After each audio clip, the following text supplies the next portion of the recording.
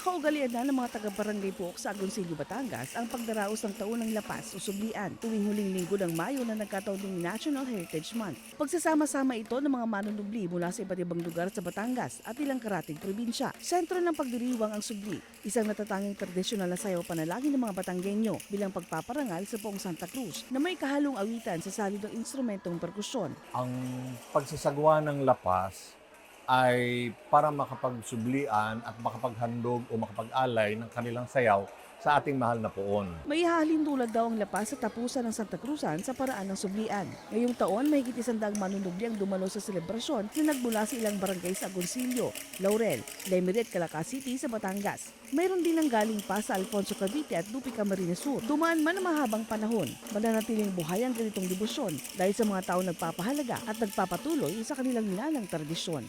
Marjorie Padua, Balitang Southern Tagalog.